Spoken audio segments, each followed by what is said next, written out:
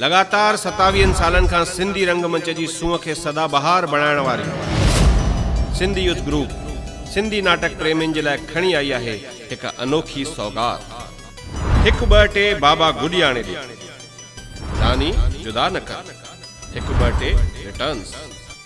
ये सभई कामयाब सिंधी फिल्मूं ठाहींदड़ VTV जे बैनर हेठ पेश थी रहियो आहे पब्लिक डिमांड ते हिकु full length Sindhi comedy drama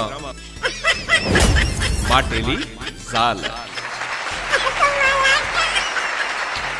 यार हिते अकेलो वेठो आहे, हिनखे बि नाटक ॾेखारियूं था। उठले 9 जनवरी हिनखे बि नाटक ॾेखारियूं था, माटेली ज़ाल। नौजवान पीढ़ीअ जा सभई शहरवासी यादि रखजो, फिल्मूं त जाम ॾिठव, हाणे नाटक जो मज़ो बि त वठो। मैकडॉनल्ड्स वांदो वेठो हुजे त उनखे बि वठी अचिजो। 6 जनवरी शाम जो 7 बजे VTV जे पारां सिंधु यूथ सर्किल ते नाटक माटेली ज़ाल। उल्हासनगर में रंगमंच जे इतिहास में पहिरियों दफ़ो नई तकनीक यानी new technology recorded dialogue drama.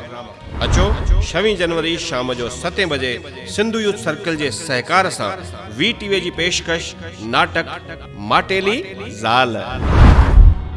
हिन नाटक जे एंट्री पासिस लाइ तव्हां संपर्क करे सघो था सिंधु यूथ सर्किल ते, या वरी फोन करियो 9822448808।